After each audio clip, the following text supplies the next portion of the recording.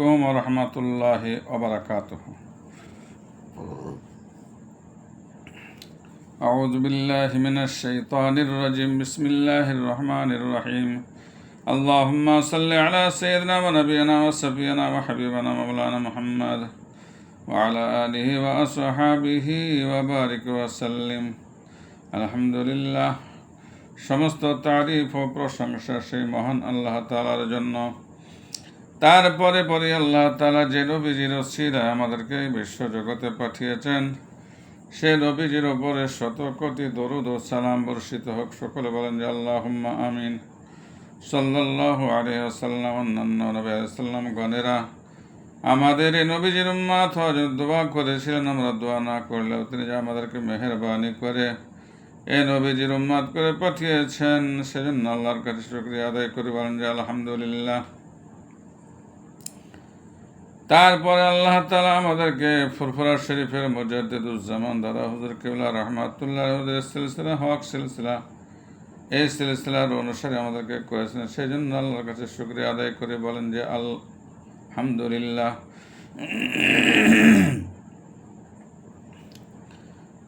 1,24,000 পীর পয়গম্বর আল্লাহ পাঠিয়েছিলেন। আমাদের নবীকে আল্লাহ শেষ নবী করে পাঠিয়েছিলেন। আমার নবীর বহু ইতিহাস আছে। আমি ইনশাআল্লাহ একদিন বিশ্ব নবীর জীবনীটা বিস্তারিতভাবে একদম গোড়া থেকে শেষ পর্যন্ত সংক্ষিপ্তভাবে আমি আলোচনা করব।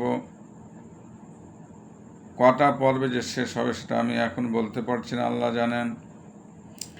আজকে আমি একটু সংক্ষিপ্তভাবে আমার নবীর বর্ণনাটা আমি করছি, আপনারা ভালো করে মন দিয়ে শোনেন। ইনশাআল্লাহ দুনিয়া ও আখিরাতে আপনাদের উপকার হবে। আমার নবী দীর্ঘ 13 বছর মক্কা শরীফে অবস্থান করেন। দীর্ঘ 13 বছরে কিছু সংখ্যক মুসলমানও হয়েছিল আমার নবীর হাতে হাত দিয়ে। আমার নবীকে বহু নির্যাতন করা হয়েছিল। আমার নবীর সাহাবাদেরকে বহু শহীদ হতে হয়েছিল, বহু খুন ঝরাতে হয়েছিল, বহু কষ্ট পেতে হয়েছিল। এমনকি মুসলমানকে আমার নবীকে মিটিয়ে দেওয়ার জন্য গোপন বৈঠক করে একেবারেই জানে মেরে ফেলার বা ইসলামকে শেষ করার চেষ্টা পরিকল্পনা করেছিল। আল্লাহর হুকুম, আল্লাহর নির্দেশে তিনি মক্কা থেকে মদিনা শরীফে হিজরত করেন। এই মদিনা শরীফে হিজরত করার পরেও তিনি গণতন্ত্র কায়েম করেন, রাজতন্ত্র নয়।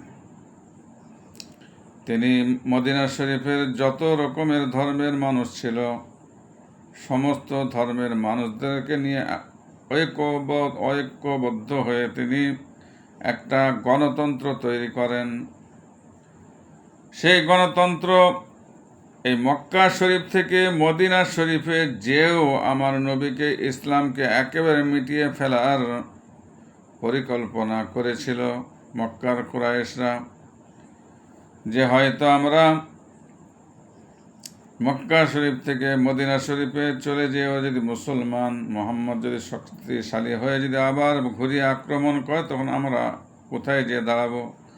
তার থেকে এখন থেকে একেবারে ইসলামকে, মোহাম্মদকে ইতিহাসের পাতা থেকে একদম মুছে দেব।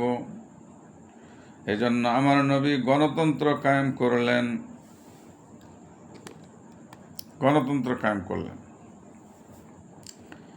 যে মদিনার বাহির শত্রু, সে যেখানকারই হোক না কেন, সে মুসলমানদের ওপরে হোক, হিন্দুদের ওপরে হোক, খ্রিস্টানদের ওপরে হোক, মানে মদিনা শরীফে এক কথায় যত রকমের ধর্মের মানুষ আছে, কারোর ওপরে যেন না আক্রমণ হয়, সেজন্য একটা গণতন্ত্র কায়েম করলেন।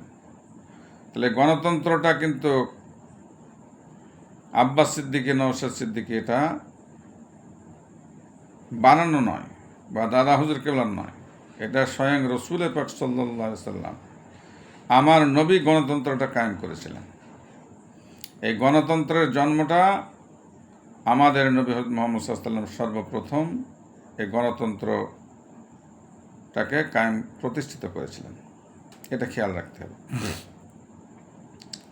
যখন আল্লাহ তাআলা জিহাদের হুকুম করলেন, এইখানে এসেও যখন একেবারে ইসলামকে, মুহাম্মদ সাল্লাল্লাহু আলাইহি সাল্লামকে একদম মিটিয়ে ফেলার যখন চক্রান্ত করলো, তখন আল্লাহ তাআলা বলেন না, আর নয়, এবারে তোমরা পিছাতে পিছাতে একদম দেয়ালে পিঠ থেকে গেছে, আর নয়, এবারে যখন তোমাকে আক্রমণ করবে ঘুরিয়ে তার প্রতিহত করবে, ঘুরিয়ে আক্রমণ করবে।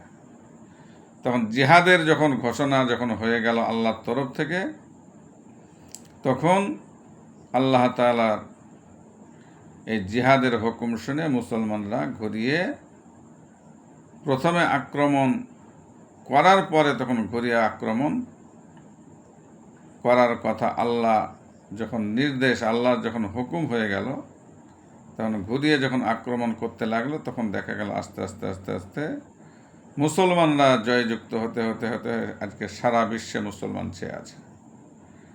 তা আপনি কতদিন মার খাবেন? আমার তো বিভিন্ন ইউটিউব চ্যানেল দেখছি, শুনছি, মানে আইএসএফ নওশাদ সিদ্দিকীকে একবার তো জেলে বন্দি করা হলো, 42-43 দিন কি 44 দিন জেল খাটলো, তারপর আবার জেলে ঢোকানো হলো, তারপর যাই হোক আবার ছাড়াও পেলেন। আইএসএফ কত কর্মীকে জানও দিতে হয়েছে। তারপরে এই তো কদিন আগে ভাঙড়ে নমিনেশন জমা নিয়ে যেটা থানা পুলিশ, যেটা সাধারণ মানুষের বা সকলের একটা আশ্রয়স্থল, সেইখান থেকেও মানে পুলিশ বার করেছে, সেখানে মানে মেরেছে। তাহলে আপনারা আর কতদিন মার খাবেন? এবারে ঘুরিয়ে প্রতিহত, এটা আল্লাহ নিজে জিহাদের ঘোষণা করেছেন। সবসময় তুমি আর খাওয়া নয়, ঘুরিয়ে যতক্ষণ না আপনি যখন মারবে তখন ঘুরিয়ে যদি না প্রতিহত যদি করেন, তাহলে মার খেতে খেতে মুসলমান একেবারেই শেষ হয়ে যাবে, এই নিরীহ মুসলমানরা শেষ হয়ে যাবে। তো যাদেরকে আল্লাহ ক্ষমতা শক্তি দিয়েছে তাদেরকে এর প্রতিবাদ করতে হবে, প্রতিহাত করতে হবে, ঘুরিয়ে আক্রমণ করতে হবে। সে আপনার সাধারণ মানুষই হোক, আর চোর ছেচ্চড়ি হোক, আর গুন্ডা পুলিশই হোক, যারা গণতন্ত্রকে হত্যা করার চেষ্টা করবে, সে যেই হোক না কেন, তার প্রতিবাদে গর্জে যতক্ষণ না উঠবে, সে মুসলমান বলে আমি বলছি না, যে কোনো ধর্মের মানুষ সকলকেই এই গর্জে যদি না ওঠে, তাহলে কিন্তু গণতন্ত্রটা শেষ হয়ে যাবে, নিরীহ মানুষরা মার খাবে, অত্যাচারিত হবে।